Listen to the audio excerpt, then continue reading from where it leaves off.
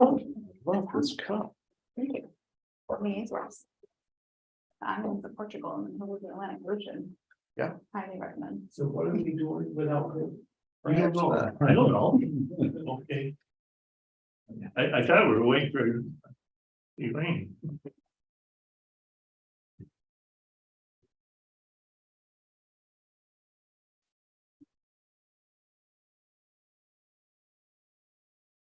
You do have the first, if you want to call the meeting to order. In order, we have quorum.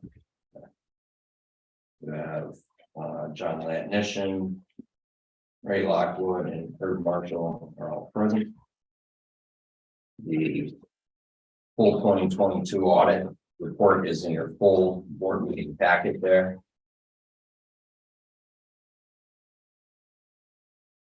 Our lead auditor was aside from Elaine Buffington, who's going to be attending the full board meeting to provide findings from their audit. Also had Taylor Green working directly on this here.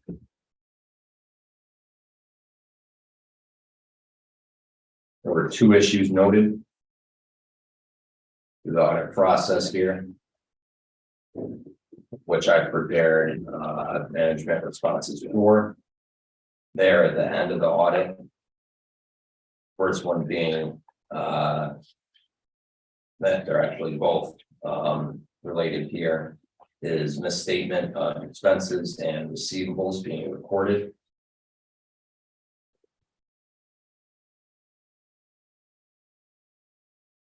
My discussion with our auditors, we feel this is really a result of staff turnover at CETA. And improper internal controls being implemented as effectively as possible, which we are addressing fairly moving through this year here. So Michael, can you specifically, I mean, I don't think it's a big deal because you're probably right as with regards to things not being reported, but for instance, for the payables. Payables and the error was not detected by management. Do you know specifically what that, can you give us an example of what that might have been? This was the first issue. What page are you on? 19. Last page of the audit report. So that is something I'm interested to know from the auditors. So they haven't said No, anything about it? we were doing this directly with the Auburn IDA audit as well. I believe they're more than likely referring to pilot payments in particular, because they were getting written out there. Okay, so yeah, it would, and Elaine, no doubt will come prepared to answer. Okay, so and do you remember what it was with receivables? I believe similarly with receivables there as well. Okay. So the pilots.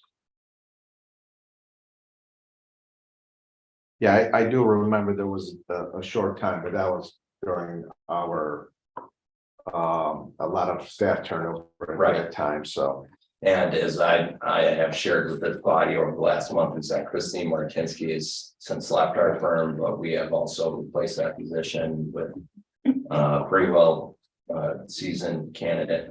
She'll be joining us for the full meeting today. Her name is Katie Moran. She might be familiar to a number of you. She's worked several nonprofits within the Auburn-Cuba County area for a number of years, has significant experience. How long is she work for you? She's been with us for a little over 2 weeks now. And how long was the other? She had joined in the beginning of October and she left to go to work for Mr. John Mendes. Oh, nice, good for her. Mhm. Where was? Hmm? Where? John Mendes. Oh, Is that him? Yep. So those are the big things I have on the audit report there. She lives over that way too.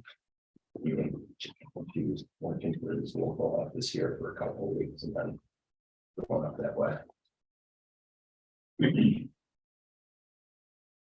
On the Harris reporting front end things here, part of our overall Harris reporting includes the auditor's report that has to be submitted to the state.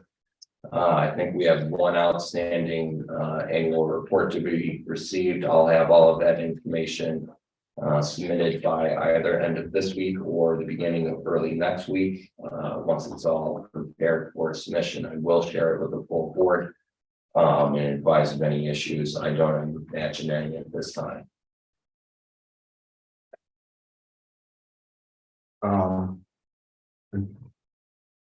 With regards to the pilots, we're all up to date. And I know there's something Yes, in the general meeting, but right. So all of those. all caught up.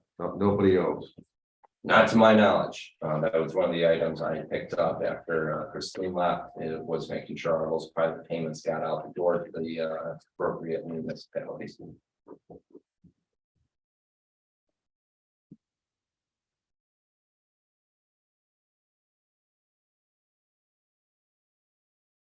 Well, good.